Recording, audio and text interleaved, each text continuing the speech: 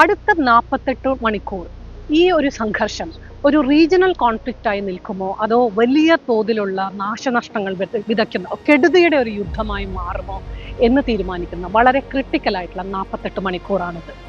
ഞാനിപ്പോൾ നിൽക്കുന്നത് ഫുജൈറയിൽ ഡിബ്ബയിലുള്ള ഈ കടൽ തീരത്താണ്. വളരെ മനോഹരമായിട്ടുള്ള ഒരു കടൽ തീരം നിങ്ങൾക്കറിയാം. പക്ഷേ ഇത് സ്ട്രെയ്റ്റ് ഓഫ് ഹോർമൂസിൽ നിന്ന് 70 നോട്ടിക്കൽ മൈൽ അകലം മാത്രമാണ് ഈ ഒരു പോയിന്റിൽ നിന്നുള്ളത്. UAE നിന്ന് ഏറ്റവും സ്ട്രെയ്റ്റ് ഓഫ് ഹോർമൂസിലേക്ക് അടുത്ത പോയിന്റാണ്.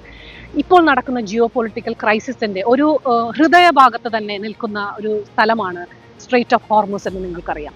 ഈ 48 മണിക്കൂർ ട്രംപ് ഇറാന് നൽകിയിരിക്കുന്നത് സ്ട്രെയ്റ്റ് ഓഫ് ഹോർമൂസ് എന്ന കടലെടുക്ക് വളരെ ക്രിട്ടിക്കലായിട്ടുള്ള ലോകത്തിന്റെ ഏതാണ്ട് 1/5 വരുന്ന എനർജി സപ്ലൈസ് കടന്നു പോകുന്ന സ്ട്രെയ്റ്റ് ഓഫ് ഹോർമൂസ് 48 മണിക്കൂറിനുള്ളിൽ പൂർണ്ണമായി തുറന്നില്ലെങ്കിൽ ഇറാനിന്റെ തീരത്തുള്ള പവർ പ്ലാന്റുകളെ നശിപ്പിക്കും എന്നാണ് ട്രംപ് ഇപ്പോൾ അൾട്ടിമേറ്റം നൽകിയിരിക്കുന്നത്. ഓബ്ലിറ്ററേറ്റ് എന്ന വാക്കാണ് ട്രംപ് ഉപയോഗിച്ചിരിക്കുന്നത്. പൂർണ്ണമായും തുടച്ചു നീക്കപ്പെടും എന്നാണ് അമേരിക്കൻ പ്രസിഡന്റ് പറഞ്ഞിരിക്കുന്നത്. ഇത് വെറും ഒരു മിലിറ്ററി ത്രെറ്റ് അല്ല. കാരണം പവർ പ്ലാന്റുകൾ നശിപ്പിക്കുക അല്ലെങ്കിൽ തുടച്ചു നിൽക്കുക എന്നാൽ ഒരു സിവിലിയൻ ലൈഫിന് ആവശ്യമുള്ള എല്ലാ കാര്യങ്ങളും ഒരു ജനജീവിതം തന്നെ നിന്നു പോകും എന്നൊരു അവസ്ഥയായിരിക്കും പവർ പ്ലാന്റുകൾ നശിപ്പിച്ചാൽ. ഹോസ്പിറ്റലുകൾ, സ്കൂളുകൾ, വീടുകൾ, റെഫ്രിജറേഷനുകൾ എല്ലാം തന്നെ നിന്നു പോകും. അപ്പോൾ ഒരു മാസ് അല്ലെങ്കിൽ ഒരു കളക്റ്റീവ് പണിഷ്മെന്റ് തന്നെ ഇറാൻ ജനതയോട് നേരിട്ട് നൽകുന്ന തരത്തിലുള്ള ഒരു ത്രെറ്റാണ് ഇപ്പോൾ ട്രംപ് നൽകിയിരിക്കുന്നത്. ഇറാൻ എങ്ങനെയാണ് ഇതിന് പ്രതികരിച്ചിരിക്കുന്നത്? ഇറാൻ പറഞ്ഞിരിക്കുന്നത് ഇപ്പോൾ സ്ട്രെയ്റ്റ് ഓഫ് ഹോർമൂസ് തുറന്നു തന്നെയാണ് കിടക്കുന്നത്, പക്ഷേ ശത്രു രാജ്യങ്ങളുടെ കപ്പലുകൾക്ക് മാത്രമേ കടക്കാൻ സാധിക്കാത്തതുള്ളൂ എന്നാണ് ഇറാൻ പറഞ്ഞത്. വളരെ ഡിഫയന്റ് ആയിട്ടുള്ള ഒരു പ്രതികരണമാണ്. ഒപ്പം തന്നെ ഈ ട്രംപിന്റെ ഭീഷണി നടപ്പിലാക്കിയാൽ ഗൾഫ് രാജ്യങ്ങളിലുള്ള അമേരിക്കയുടെ IT അതുപോലെ എനർജി ഇൻഫ്രാസ്ട്രക്ചറുകളെ തങ്ങൾ ടാർഗറ്റ് ചെയ്യുമെന്നും മാത്രമല്ല അതിലും വലിയ നാം എല്ലാം ഭയപ്പെടേണ്ട ഒരു ഭീഷണി എന്ന് പറയുന്നത് ഡീസാലിനേഷൻ പ്ലാന്റുകളെ താങ്കൾ ടാർഗറ്റ് ചെയ്യും അതിന് പകരമായി എന്നാണ് ഇറാൻ പറയുന്നത്. ഡീസാലിനേഷൻ പ്ലാന്റുകൾ എന്ന് പറഞ്ഞാൽ ഗൾഫ് രാജ്യങ്ങളുടെ ഒരു ലൈഫ് ലൈനാണ്. മില്യൺസോളം ഇവിടെ വരുന്ന താമസിക്കുന്ന ആളുകൾക്ക് കുടിവെള്ളം കിട്ടുന്നത് ഈ ഡീസാലിനേഷൻ പ്ലാന്റ് വഴിയാണ്. അപ്പോൾ ഈ യുദ്ധം ഒരു ഷിപ്പിംഗ് പാസേജുകൾക്കപ്പുറം, മിസൈലുകൾക്കപ്പുറം, ഡ്രോണുകൾക്കപ്പുറം ജനജീവിതത്തിനെ തന്നെ സ്തംഭിക്കുന്ന ഒരു കെടുതിയുടെ യുദ്ധമായി മാറുന്ന ഒരു ദിശയിലേക്കാണ് ഈ ത്രെറ്റുകൾ ഇപ്പോൾ നിൽക്കുന്നത്.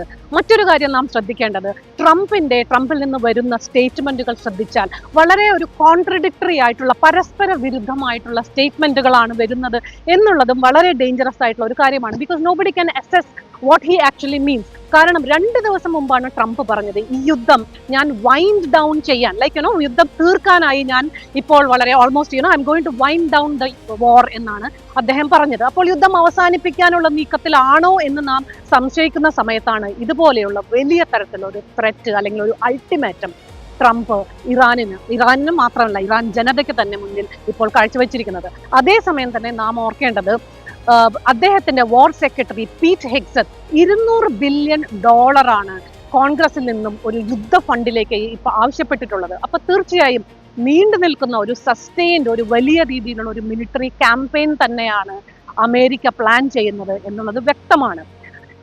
റെജീം ചേഞ്ച് എന്ന് പറഞ്ഞു തുടങ്ങി, മിലിറ്ററി ഡീഗ്രഡേഷൻ അതുപോലെ തന്നെ ഇറാനിന്റെ മിസൈൽ കേപ്പബിലിറ്റീസ് നശിപ്പിക്കണം എന്നെല്ലാം പറഞ്ഞു തുടങ്ങിയ യുദ്ധം ഗോൾ പോസ്റ്റ് മാറ്റുന്നത് പോലെ ഇപ്പോഴത്തെ എൻഡ് ഗെയിം ട്രംപ് പറഞ്ഞിരിക്കുന്നത് സ്ട്രെയ്റ്റ് ഓഫ് ഹോർമൂസ് തുറക്കുക എന്നുള്ളതാണ്. യഥാർത്ഥത്തിൽ സ്ട്രെയ്റ്റ് ഓഫ് ഹോർമൂസ് തുറക്കാൻ 2 വഴികളെ ട്രംപിന്റെ മുന്നിലുള്ളൂ. ഒന്ന് ഒരു റെജീം ചേഞ്ച്. പക്ഷെ ഇറാനിൽ റെജീം ചേഞ്ച് നടക്കുകയില്ല എന്നുള്ളത് അമേരിക്കൻ ഭരണകൂടം ഏതാണ്ടൊക്കെ തന്നെ ഉറപ്പിച്ചു കഴിഞ്ഞു. കാരണം അവർക്ക് അറിയാം ഇറ്റ്സ് എ റിയാലിറ്റി, അവർക്കത് ചെയ്യാൻ സാധിക്കില്ല. രണ്ടാമത് ഇപ്പോൾ ട്രംപ് പറയുന്ന രീതിയിലുള്ള വളരെ കറ്റാസ്ട്രഫിക് ആയിട്ടുള്ള വലിയ തോതിലുള്ള നാശനഷ്ടങ്ങൾ വിതയ്ക്കുന്ന ഒരു നീണ്ടു നിൽക്കുന്ന ഒരു യുദ്ധം തന്നെ പൊട്ടിപ്പുറപ്പെടുക എന്നുള്ള ഒരു ഓപ്ഷൻ മാത്രമേ ട്രംപിന്റെ മുന്നിലുള്ളൂ. ആ ഓപ്ഷനിലേക്കാണ് ഇപ്പോൾ ട്രംപ് നീങ്ങുന്നത് എന്നുള്ളത് നമ്മളെ എല്ലാവരെയും വളരെ ആശങ്കയോട് കൂടി തന്നെ നാം നോക്കിക്കാണുന്ന ഒരു സംഭവമാണ്.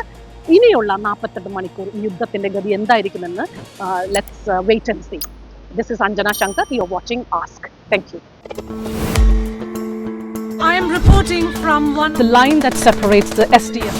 I'm here at an open beach. They say they are here to fight for it. The cross-border shellings may have stopped, but this is a triangular sport.